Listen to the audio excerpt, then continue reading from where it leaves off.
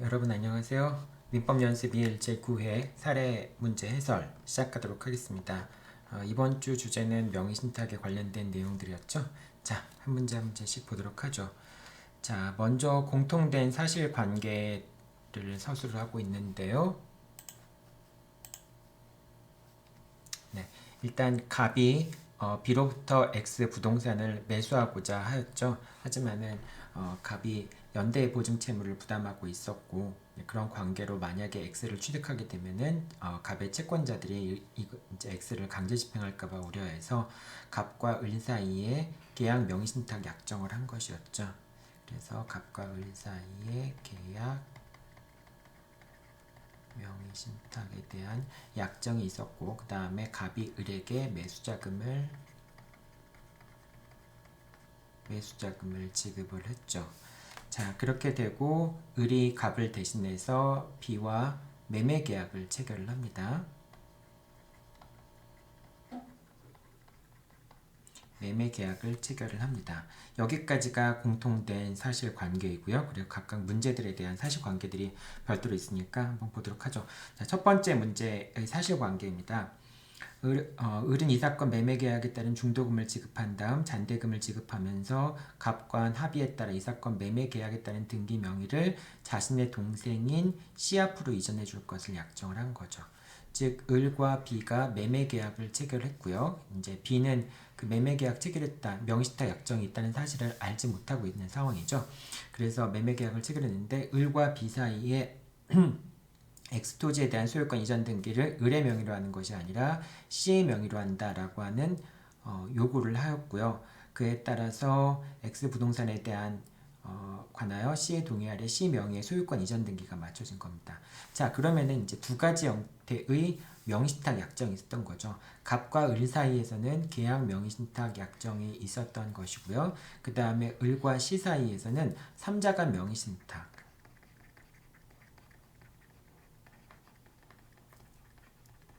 3자간 명의신탁에 관한 약정이 있는 것으로 볼 수 있겠죠. 자, 그래서 B가 C한테 이제 소유권 이전 등기를 하게 됩니다. 자, 그런데 나중에 알고 보니까 갑의 입장에서는 을이 아무 재산도 없음에도 불구하고 을이 자기 동생 C에게 소유권 이전 등기를 해주었다는 사실을 갑이 알게 됩니다.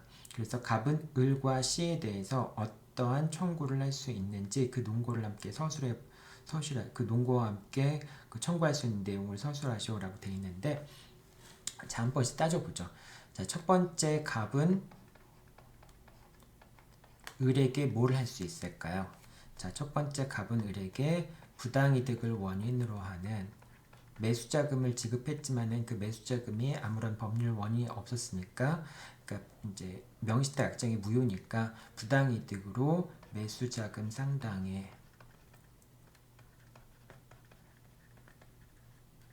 매수자금의 반환을 청구할 수 있겠죠. 그게 이제 첫 번째 그 갑의 청구이고요. 두 번째는 약간 좀 복잡합니다. 두 번째는 먼저 이제 B의 그 이제 채권자 대위권을 대위해서 채권자 대위권을 다시 대위하는 그런 관계가 있기 때문에 일단 기본적으로 각각의 당사자들의 권리를 한번 먼저 따져보도록 하죠. 자, B 같은 경우에는 C에게 어떻게 할 수 있습니까? X 부동산에 대해서 3자간 명의신탁 약정은 무효이고 그 다음에 C 명의의 등기도 무효이니까 결과적으로 이 상황에서 X 부동산의 소유자는 B가 되겠죠. 그러니까 B는 소유자로서 C에게 X 부동산에 대한 X에 대한 소유권 이전 등기의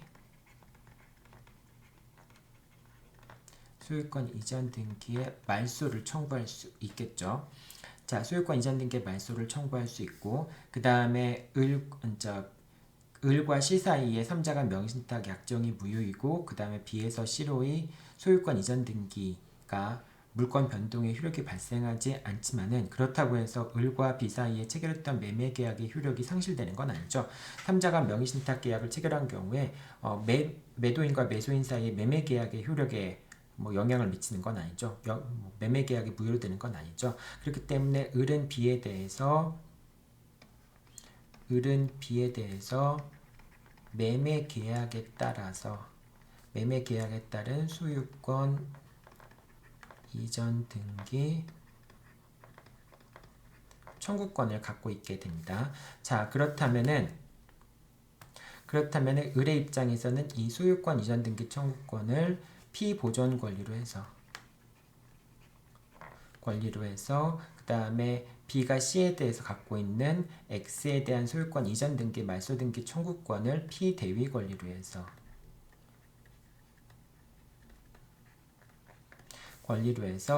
을은 채권자 대위권을 행사할 수 있죠. C에 대해서 등기의 말소를 청구하는 채권자 대위권을 행사할 수 있게 됩니다. 자, 그런데 지금 갑은 을에 대해서 아까 부당이득 반환 청구권, 매수자금 반환에 대한 반환 청구권을 갖고 있죠. 청구권을 갖고 있으니까 이 매수자금 반환 청구권, 이제 갑이 을에 대해서 갖고 있는 매수대금 반환 청구권을 요거를 피보전 권리로 해서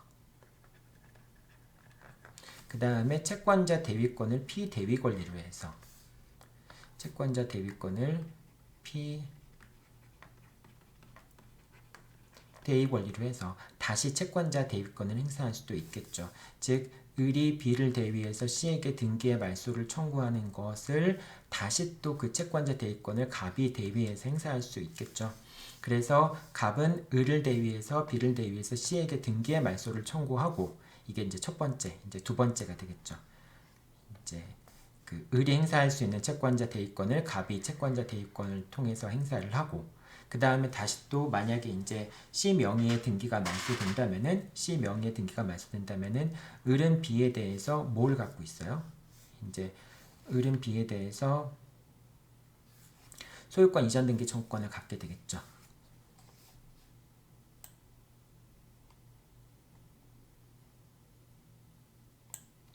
자, 을은 B에 대해서 소유권 이전 등기 청구권을 갖고 있겠죠. 아까 여기 얘기했듯이 이 권리를 갖고 있죠, 을이.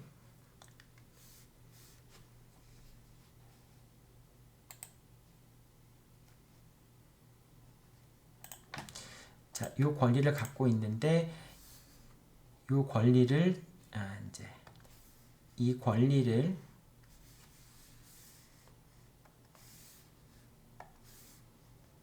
을이 B에 대해서 갖고 있는 이 권리를 피대위 권리로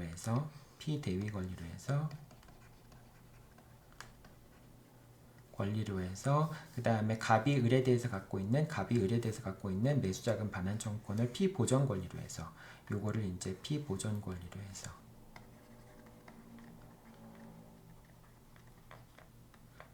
해서 그래서 결과적으로는 첫 번째, 세 번째 다시 한번 또 채권자 대위권을 행사할 수 있죠.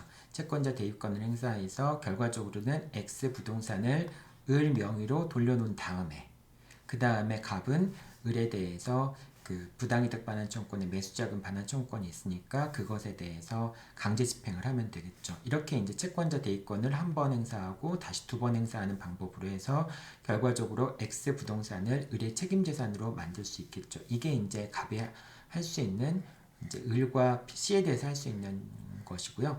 또 한 가지가 이제 한 가지가 더 남아 있는데요. 어떤 게 남아 있냐면은 자,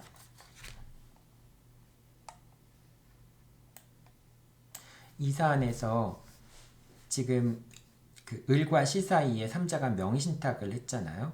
이 삼자가 명의신탁이라고 하는 게 지금 을은 갑의 채무자이고요. 근데 명의신탁 약정 자체가 사행에 해당할 수도 있겠죠. 왜냐하면 이 명의신탁 약정을 체결함으로써 X 부동산이 을의 책임재산으로 들어올 수 있었는데 이거를 명의신탁 약정을 통해서 다른 사람한테 책임재산을 돌린다라고 하는 것은 채권자를 해하는 행위라고 볼 수 있습니다. 그렇기 때문에 삼자가 명의신탁 자체가 사회행위에 해당하게 됩니다. 따라서 갑은 네 번째 갑이 행사할 수 있는 권리는 갑은 C를 상대로 해서 을과 C 사이에 체결된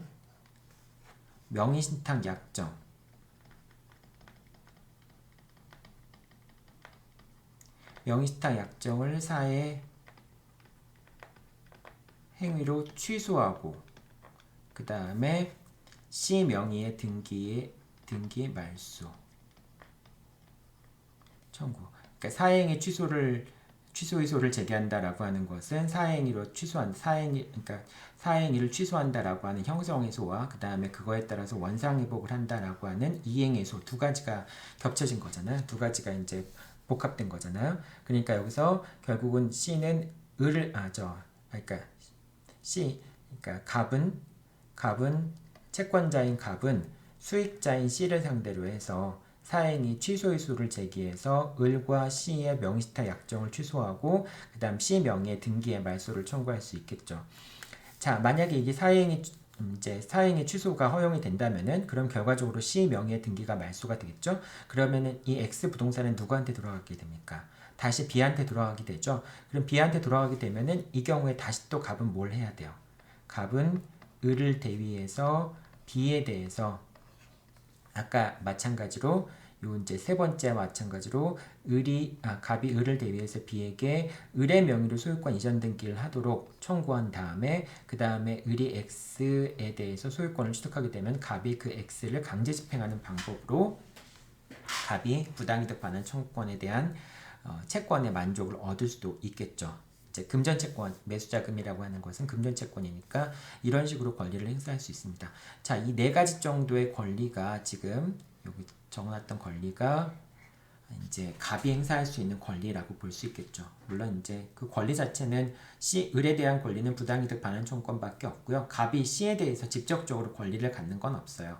C가 뭐 채권 침해라든지 또는 부당이득 관계라든지 그런 게 성립하지 않기 때문에 갑이 C에 대해서 직접적으로 어떤 권리를 행사할 수 있는 건 없지만은 갑이 을과 B를 대위해서 행사할 수 있는 권리, 이제 을과 B가 갖고 있는 권리를 대신 행사할 수 있는 측면들이 있습니다. 자, 이렇게 되는데요. 그런데 이제 뭐 송영권 책에는 사실 이 판례가 나와 있지 않죠. 그리고 다른 판례, 유니온 판례 같은 경우에는 이 이제 유니온인가? 네. 그 책에는 이 판례들이 소개되어 있는데 그 초기에 소개된 책들도 이런 식의 내용들, 뭐 이제 명의시타 약정에서 뭐 채권자 대위권 행사할 수 있다, 뭐 이런 내용들이 적혀져 있지 않은 경우들도 있고 또는 명의신탁 약정에 대한 것을 사행위로 취소할 수 있다 이런 내용까지 적어놓지 않은 책들도 있어요. 그리고 아마 출제자도 의도를 할 때 여기서 뭐 사행위 취소까지 의도를 하고 이 문제를 냈던 것 같지는 않아요. 그러다 보니까 사실은 만약에 사행위 취소까지 적어야 된다라고 한다면 이 문제의 서술 내용은 엄청나게 많아지죠. 30점 100점이라고 하는 게 실제로 이게 몇 점 100점이었나요? 이게 100점 자체가 10점짜리 100점이었어요. 그 문제에서는 어떠한 청구를 할 수 있는지 10점짜리 100점이었는데 실제로 아마 100점만 보더라도 그러니까 실제 변호사 시험에서는 1회 변호사 시험에서는 10점이었는데 이런 내용을 기술한 다음에 10점의 점수를 준다라고 하는 거는 조금 답안지 내용하고 맞지 않죠. 그러니까 해설지에도 10점이라는 걸 고려해서 갑은 을에 대해서 부당이득 반환 청구를 할 수 있고 C에 대해서는 아무런 권리도 갖지 않는다. 이걸로 그냥 끝내버리고 해설이 맞춰지는 경우들도 있는 것 같아요. 근데 사실 이 문제를 잘 뜯어보면은 이렇게 여러 가지 내용들이 들어가 있을 수도 있다라고 여러분들이 이해를 하면 됩니다. 이제 이 문제를 보면서 여러분들이 조금 이제 여러 가지 복잡한 생각이 들 수도 있는데요. 이랬기 때문에 아직까지는 변호사 시험이 완전히 정착되어 있는 단계는 아니라고 볼 수도 있습니다. 그래서 사실 출제하는 사람들도 어떤 의도로 냈는지 그런 부분에 대한 것이 자기들도 자신이 없는 상황에서 아마 문제를 내지 않았을까라는 생각이 듭니다. 그러니까 이제 이렇게 여러 가지 다른 쟁점이 있는데도 불구하고 100점을 10점밖에 안 했다라고 하는 것은 출제자들조차도 갑이 행사할 수 있는 권리를 을에 대한 권리, C에 대한 권리, 직접적인 채권만을 염두에 두고서 문제를 출제했을 것 같아요. 네, 그래서 이제 이게 10점, 100점만 나왔겠죠. 뭐 지금은 아마 이렇게 이제 변호사 시험이 오랜 시간 동안 경험이 축적됐기 때문에 문제가 이런 식의 약간 뭐 오류라고 할 수는 없겠지만은 부적절한 문제가 나오진 않을 것 같습니다. 하지만 예전에 이제 1회 시험이니까 이런 문제들이 나오지 않았나라는 생각을 하게 됩니다. 자, 첫 번째 문제가 이렇고요. 자, 두 번째 문제 한번 보도록 하죠. 자, 두 번째 문제 보겠습니다. 두 번째 문제의 경우에는 뭐 이제 을이 자신의 명의로 소유권 이전 등기를 마친 거죠. 소유권 이전 등기를 마칩니다. 마쳤고 그 다음에 갑은 을이 X부동산을 매수한 이후 현재까지 X부동산을 무상으로 사용하고 있었습니다. 자, 갑이 소유자이죠. 지금 계약 명의신탁이니까 갑이 소유자일 수밖에 없는데 을이 소유자일 수밖에 없는데 갑이 무상으로 사용하고 있다라고 했으니까 갑과 을 사이의 법률 관계는 사용 대차 계약이라고 얘기할 수 있겠죠. 물론 당사자 간의 사용 대차 계약을 체결하고자 하는 의사가 있는 것으로 인정될 수는 없겠지만은 어쨌든 법적 형식은 사용 대차가 될 수밖에 없겠죠. 을이 소유자이고 갑이 무상으로 사용하고 있으니까 그렇게 될 수밖에 없겠죠. 자, 그런데 을은 뒤로부터 금전을 차용하면서 D의 명의로 근저당권을 설정해 줍니다. 자, X부동산에 대해서 D의 명의로 근저당권을 설정을 해주고요. 그런데 을이 D에게 채무를 변제하지 않으니까 D가 근저당권을 실행을 하게 되고요. 그래서 병은 X부동산을 경매 절차에서 X부동산을 취득하게 됩니다. 그래서 결과적으로는 을에서 병으로 X부동산에 대한 소유권이 이전이 됩니다. 자, D에 대한 경매도 이제 명의신탁 같은 경우에는 을이 X부동산의 소유자이니까 소유자 을로부터 저당권을 설정받으니까 D의 저당권도 유효하고요. 그 저당권을 실행해서 경매 절차에서 X부동산의 소유권을 취득한 병의 등기도 유효하게 되겠죠. 그래서 이제 병은 소유권을 취득하게 됩니다. 자, 그래서 병이 소유권을 취득한 다음에 병은 이제 갑을 상대로 해서 X부동산을 인도하고 첫 번째 청구는 X부동산의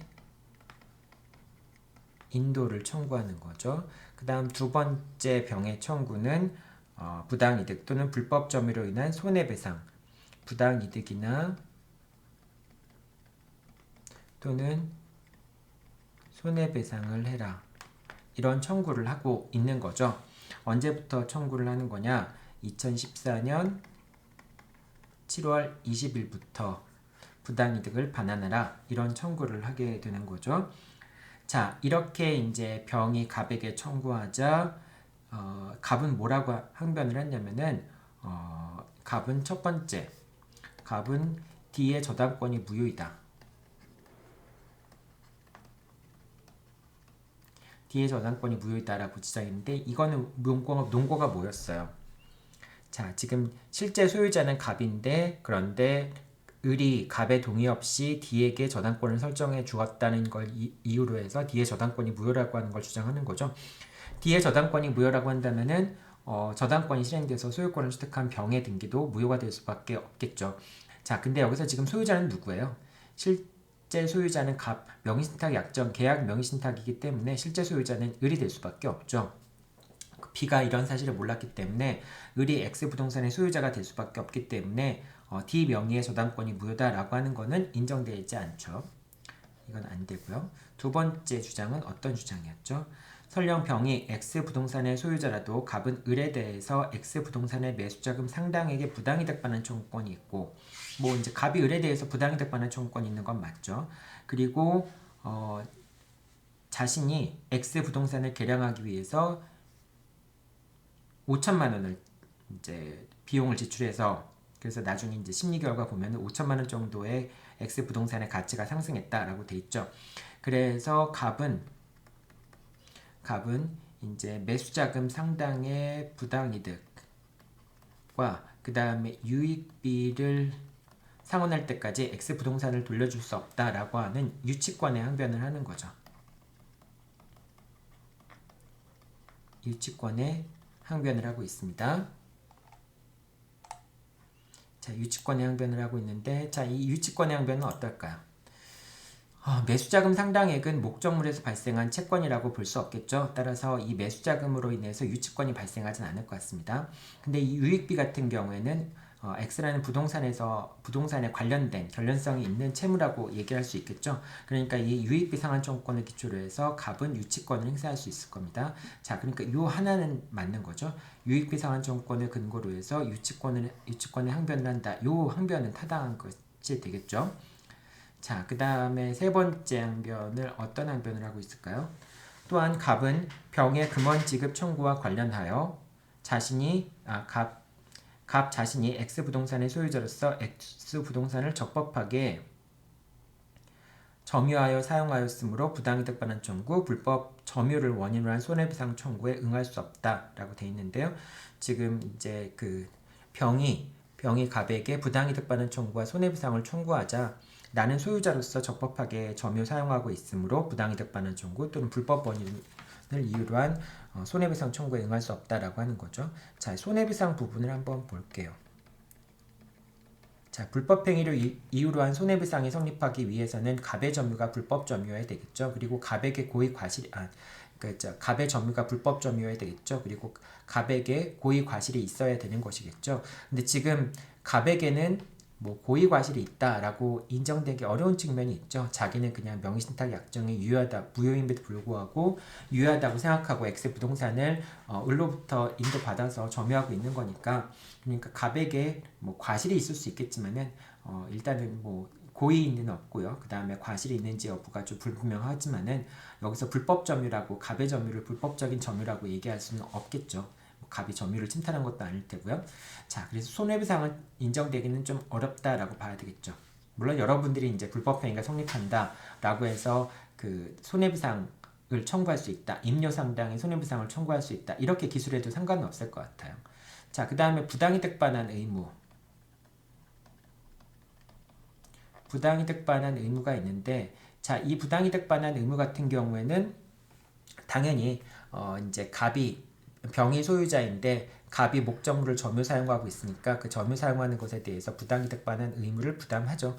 그러니까 이 항변은 맞는 항변이 될 겁니다. 그래서 부당이득 반환 의무를 이제 이 주장은 의미가 있는 주장이겠죠. 즉 병이 갑에게 부당이득 반환을 청구할 수 있겠죠. 손해배상 청구는 안 된다. 뭐 세모 정도로 할까요? 뭐 될 수도 있고 안 될 수도 있지만 부당이득 반환 청구권은 해야 된다라고 하는 거죠. 그러니까 결과적으로 갑의 항변이 이유가 없게 되는 거죠. 자, 그 다음 네 번째입니다. 네 번째는 또 어떤 주장을 하고 있을까요?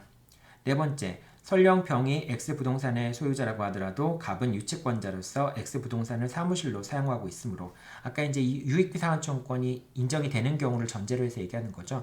유익비상환청구권, 즉 유치권의 기초에서 목적물을 부동산을 사무실로 사용하고 있으므로 부당이득 반환 의무가 없다라고 얘기를 했는데, 자, 유치권의 경우에는 목적물의 보존을 위해서 사용하는 경우에는 그런 경우에는 목적물을 사용할 수 있죠. 보존의 목적으로 사용하는 경우에는. 그렇지만 그런 경우라고 할지라도 부당이득은 반환해야 되죠. 그러니까 네 번째는 비록 그 유치권자로서 목적물을 사용 수 있겠다 할지라도 부당이득은 반환해야 되는 거죠. 그러니까 네 번째 갑의 항변은 이유가 없다라고 볼 수 있겠죠.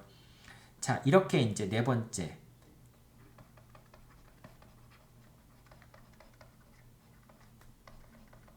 유치권에 기한 사용이더라도 이제 보존에 필요한, 여기 이제 보존에 필요한 경우로 한정해야 됩니다. 왜냐하면 유치권자는 유치물을 사용 수익할 수 없죠. 유치권 설정자의 동의가 있어야 되겠죠. 소유자의 동의가 있어야 되겠죠. 그래서 유치권에 기한 이제 유치권에 근거해서 보존하기 위한 보존 목적으로 사용 수익하는 경우에, 그런 경우에도 부당이득을 반환해야 되겠죠. 부당이득을 반환해야 할 겁니다. 자, 이렇게 되는 거고요. 그 갑의 항변에 대해서 병은 또 뭐라고 주장을 했냐면은, 갑과 을 사이의 명의신탁 약정은 무효이고 X부동산의 자금 상당 갑은 X부동산의 매수자금 상당의 부당이득 반환 청구권에 기하여는 유치권을 주장할 수 없다. 요거는 이제 아까 얘기한 것처럼 요 매수자금 상당으로 인해서는 유치권을 주장할 수 없는 거죠. 아니면 유익비는 을에게 반환을 청구할 수 있을 뿐이므로 유익비 상환 청구권에 기하여도 유치권이 성립하지 않는다. 자, 유익비는 갑에게 반환 청구할 수 있죠, 당연히.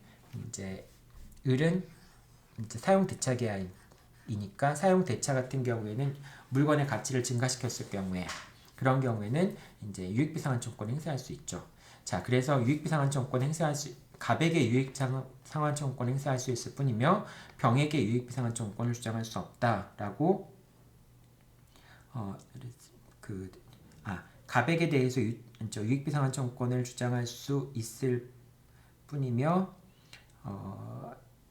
유치권이 성립되진 않는다라고 얘기를 하는 거죠. 근데 이 유익비 같은 경우에는 목적물에서 발생한 채권이라고 볼 수 있기 때문에, 즉 이 유익비 상환 청구권과 목적물 X 부동산 사이에는 결련성이 인정이 되기 때문에 당연히 그걸 피담보 채권으로 해서 유치권이 발생할 수 있습니다. 그러니까 이 매수 자금과 결련성이 없다는 것은 맞는 말이지만은 유익비 같은 경우에는 그 X 부동산과 결련성 있는 채무라고 볼 수 있기 때문에 그 유익비 상환 청구권이라고 하는 것은 유치권의 피담보 채권이 될 수 있는 거죠.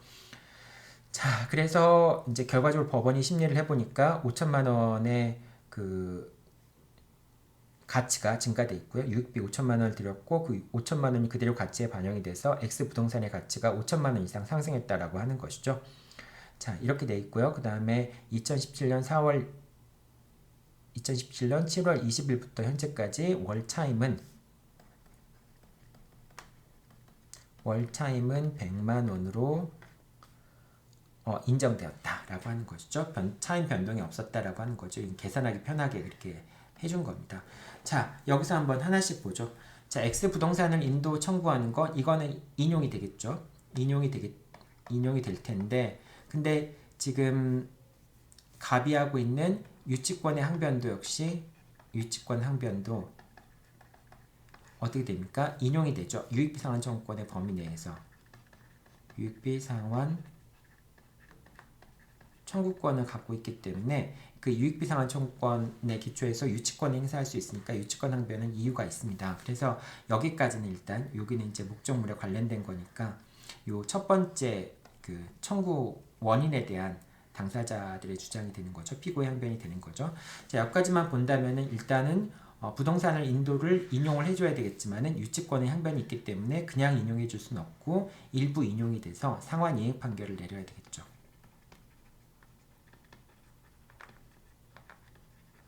상환 이행 판결을 내려야 됩니다. 그래서 어떻게 되겠죠?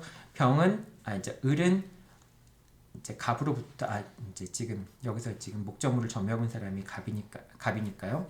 갑은 을로부터 5천만 원을 지급받음과 동시에, 그러니까 여기서 첫 번째 주문 형태로서 한번 보죠. 첫 번째 주문 형태로서 갑은 을로부터 5천만 원을 지급받음과 동시에 병에게 X 부동산을 인도하라. 이런 식으로 상환 이행 판결이 내려져야 되겠죠. 두 번째, 이제 병이 갑에 대해서 부당이득이나 손해배상을 청구했는데 부당이득은 인정될 수 있다라고 얘기했죠. 손해배상 같은 경우에는 갑의 고의과실을 입증해야 되는데 지금 갑은 명의신탁 계약을 체결하고 점유하는 자기 때문에 고의적으로 불법적으로 병에게 손해를 가할 목적으로 점유하고 있다라고 하는 게 인정되기 쉽지 않겠죠. 결국은 이제 병은 갑에게 부당이득 반환 청구, 임료상당의 부당이득 반환 청구를 해야 될 텐데, 그런데 임료상당의 부당이득 반환 청구를 하려면은 당연히 병이 소유자가 된 이후부터 청구할 수 있겠죠. 그러니까 소유자가 된 시점이 2017년 7월 14일 날 소유자가 됐잖아요. 그러니까 2017년 7월 14일부터 이제 갑이 병에게 X 부동산을 반환할 때까지 차임 상당액을 이제 부당이득으로 지급하라. 이런 식으로 판결이 내려지게 되겠죠. 좀 여기에 대해서 또 더 할 얘기들이 많이 있긴 있지만은 거기까지 다 얘기할 수는 없을 것 같고요. 자, 이렇게 되고요. 이제 그래서 첫 번째 결론에 대해서는 상환 이행 판결이 내려지게 됩니다. 즉 이제 갑은 을로부터 5천만 원을 지급받은 것 동시에 병에게 X 부동산을 인도하라 라고 하는 상환 이행 판결이 내려지게 되고요. 두 번째, 부당이득이나 손해배상 청구에 대해서는 손해배상은 인정되기 어렵고요. 부당이득 같은 경우에는 2017년 7월 14일 이후에 월 차임 100만 원 상당의, 반환할 때까지 월 차임 100만 원 상당의 부당이득을 병에게 반환하라, 이런 식으로 판결이 내려지게 되겠죠. 자, 근데 이제 책에는 다 이렇게 설명들이 돼 있는데요. 근데 한 가지가 좀 수정을 해야 되는 부분들이 있는 게, 지금 과연 2017년 7월 14일부터 이제 갑이 부당이득 반환 의무를 지는가, 부당이득 반환 의무와 관련해서 2017년 7월 14일부터 지는가라고 하는 부분이 문제가 될 수 있습니다. 왜냐하면 갑 같은 경우에는 선의 점유자일 수 있잖아요. 즉 자기에게 과실을 수취할 수 있는 본권이 있다라고 믿은 선의의 점유자일 수 있기 때문에 선의의 점유자의 과실 수취권에 의해서 갑은 부당이득 반환을 병한테 하지 않을 수 있겠죠. 자, 하지만은 그 최소한 병이 갑을 상대로 해서 부당이득 반환 청구하거나 목적물의 소유자의 기초에서 목적물의 인도를 청구하는 순간 그런 소를 제기했을 때는 본권에 관한 소가 제기됐다라고 얘기할 수 있겠죠. 따라서 본권에 관한 소가 제기될 때부터는 선의의 점유자도 악의의 점유자로 바뀌게 되는 거죠. 그러니까 지금 여기서 본권에 관한 소가 제기된 시점이 언제예요? 소장 부본이 2017년 8월 14일 날 병에게 송달되었죠. 네, 그 병에게 송달된 게 아니라 갑에게 송달되었죠. 그러니까 병이 소를 제기해서 갑에게 송달이 된 거니까 2017년 8월 14일을 기준으로 8월 14일 날 소를 제기한 것이 되니까 결과적으로 최소한 만약에 갑이 선의의 점유자라는 항변을 했다면은 그러면은 2017년 8월 14일부터 소 제기 시점부터 악의로 간주가 되는 거니까 그때 이후에 월차임 100만 원 상당의 부당이득 반환할 때까지 월차임 100만 원 상당의 부당이득을 병에게 지급하라 이렇게 이제 판결이 내려지게 되겠죠. 자, 두 번째 문제도 약간 좀 되게 긴 문제였죠. 여러분 두 번째 문제 같은 경우가 처음에 초기의 변호사 시험에서 바람직한 문제 방향 이제 앞으로 변호사 시험이 출제될 방향이라고 봤던 거예요. 즉 당사자가 어떤 청구를 하면 그 청구 원인에 대한 다툼이 있고 거기에 대해서 이제 상대방 피고 측에서 항변을 하고 항변 사유들 중에서 또 요건 사실들이 있을 거 아니에요. 거기에 대한 다툼이 있고 다시 거기에 대해서 원고가 재항변을 하고 이런 식으로 서로 공방이 있는 형태의 문제 형태들이 초기 단계에는 많이 등장을 합니다. 근데 지금은 그런 형태의 문제보다는 쟁점을 뭐 한두 개 정도 숨겨놓고 쟁점을 찾아서 쓰는 식의 또는 쟁점을 아예 제시해주고 문제를 뭐 풀어가 쟁점에 대해서 서술하는 식의 그런 문제들이 많이 나오게 되죠. 그래서 당사자가 소송관계 속에서 그 복잡한 형태의 그 주장들을 주고받는 그런 문제들은 지금은 많이 줄어들긴 했죠. 처음에는 이런 형태의 문제들이 좀 많았습니다. 문제 규모가 좀 크고 그 다음에 논의 내용이 많은 그런 형태의 문제들이 많았어요. 자, 여기까지가 2번입니다. 이제 3번 문제 볼까요? 자, 3번 문제입니다. 3번 문제에서는 을이 자신의 명의로 소유권 이전 등기를 마친 거죠. 을이 X부동산에 대해서 소유권 이전 등기를 마칩니다. 등기를 마쳤는데 그런데 뭐 급여를 받지 않는다 뭐 여러 가지 얘기들이 나왔는데 결과적으로 을이 정에게 X의 부동산을 매도를 합니다. 매도를 하고 정의 이름으로 소유권 이전 등기가 마쳐집니다.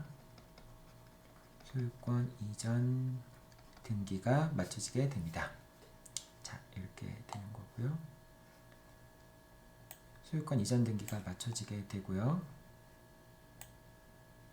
자, 그런데 갑은 을과 정으로부터 X 부동산의 소유권을 넘겨받길 원한다. 뭐 이제 그런 얘기를 하고 있는 겁니다. 3번 문제를 보죠. 갑이 정을 상대로 해서 소유권 이전 등기 말소를 청구하는 소를 제기하는 경우에 그에 대한 결론을 얘기하시오. 자, 갑이 정에 대해서 소유권 이전 등기의 말소를 청구한다. 소유권 이전 등기의 말소를 청구한다라고 하기 위해서는 어떻게 돼야 됩니까? 갑이 소유자여야 되죠. 그 다음 두 번째 정명의의 등기가 무효이어야 되죠. 자, 그런데 지금 B가 명의신탁 약정, 갑과 을 사이의 명의신탁 약정, 계약 명의신탁 약정을 알지 못한다라고 돼 있죠. 그렇기 때문에 을과 B 사이의 매매 계약은 유효하고 물권 변동도 유효하게 되죠. 따라서 X부동산은 을이 유효하게 소유권을 취득하게 되죠. 따라서 을이 X에 대한 소유자이니까 을이 정에게 X 부동산을 매도하더라도 정은 뭐 이 매매 계약 자체가 유효한 것이고요. 정은 적법하게 소유권을 취득하게 됩니다. 이 경우에는 제3자 보호라든지 그런 게 전혀 문제될 여지가 없죠. 왜냐하면 을이 소유자이기 때문에 그렇습니다. 계약 명의신탁에서 B가 그 사실을 알지 못한다면은 을이 소유권을 취득할 수밖에 없기 때문에 그렇기 때문에 을이 정한테 판 것 자체가 뭐 제3자 보호라든지 이런 게 전혀 문제될 게 없는 거죠.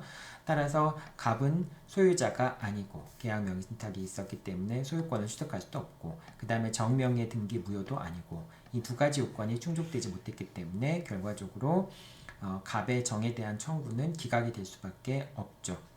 자, 이렇게 되는 거고요. 만약에 이제 여러분들 이제 더 추가적인 설명을 하자면은 B가 악이다.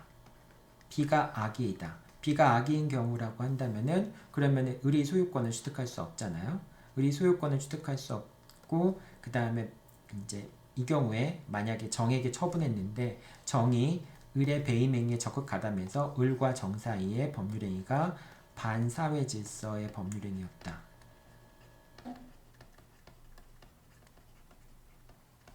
반사회 질서의 법률행위였기 때문에 정의 등기가 무효였다. 이런 경우라면 어떻게 될까요? 이런 경우라면은 을이 정을 상대로 해서 말소 등기를 청구하거나 또는 진정한 등기 명의 회복을 원인으로 한 소유권 이전 등기를 청구하거나 그럴 수 있을까요? 그것도 역시 안 되겠죠. 왜? 갑이 소유자가 아니기 때문에 그렇습니다. 정 명의의 등기가 무효라고 할지라도 이거는 이제 정 명의의 등기가 무효라고 할지라도 갑이 소유자가 아니기 때문에 갑이 정을 상대로 해서 등기의 말소나 또는 진정 명의 회복을 원인으로 한 소유권 이전 등기를 청구할 수 없게 되겠죠. 자, 더군다나 이제 아까 우리 문제에서 나왔던 사안은 B가 선이었고 그래서 을과 B 사이의 매매 계약도 유효하고 을 명의의 소유권 이전 등기도 유효하고 그렇기 때문에 정 명의의 등기도 유효한 경우였잖아요. 그렇게 되는 겁니다. 자, 그 다음에 4번 문제 한번 보도록 하죠. 자, 4번 문제는 을이 정한테 아까 팔았던 거 정한테 매도했다. 이제 B가 선인상 정한테 매도한 상황에서 갑이 을을 상대로 해서 부당이득 반환 청구를 한 거죠. 부당이득 반환 청구를 한 겁니다. 이 부당이득 반환 청구는 결국은 이제 그 매수자금 상당히 부당이득 반환 청구가 되겠죠. 당연히 이 명의신탁 약정이 무효이기 때문에 갑이 을한테 제공한 매수자금을 갑은 부당이득으로 반환 청구할 수 있겠죠. 명의신탁 약정이 무효라고 하더라도 그것이 반사회질서적인 법률행위에 해당하지 않기 때문에 불법원인 급여가 되는 건 아니죠. 특별한 사정이 없는 이상은 다른 사정이 있지 않는 이상은 불법원인 급여가 되지 않으니까 당연히 갑은 을에게 제공한 매수자금 상당의 부당이득 반환을 청구할 수 있게 되겠죠. 이 문제는 너무 간단한 문제긴 하죠. 예. 자, 그리고 이제 이 문제와 같이 관련해서 여러분들 그 이론적으로 쟁점 정리에서도 설명을 드렸지만은 을이 갑한테 이제 부당이득 반환에 가름해서 X 부동산의 소유권을 넘기는 것. 지금 여기서는 정한테 넘겼기 때문에 X 부동산에 대물 변제하는 것이 불가능하게 되어 있지만은 만약에 정이 없는 경우라고 한다면은 그러면은 을은 부당이득 반환 의무에 가름해서 X 부동산의 소유권을 갑한테 넘긴다라고 하는 대물변제 약정을 하는 것도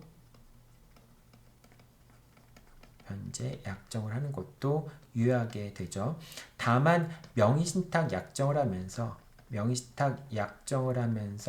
나중에 소유권을 취득했을 때 그 소유권을 어떻게 처분할 것이냐, 어떻게 조정할 것이냐, 나중에 정리할 것이냐라고 하는 부분에 대해서 대물변제하기로 하는 그런 약정이 명의신탁 약정의 일부라고 한다면은 그러한 대물변제 약정은 무효가 되겠죠. 그런데 그 대물변제 약정이 명의신탁 약정의 일부가 아니라 나중에 을이 매수자금을 부당이득으로 반환해야 되는데 보니까 돈이 없어요. 그래서 이제 대신 X 부동산을 대물변제한다라고 하는 대물변제 약정을 체결하는 경우에 그러한 대물변제의 약정은 무효인 명의신탁 약정의 일부가 아니기 때문에 유효하게 됩니다.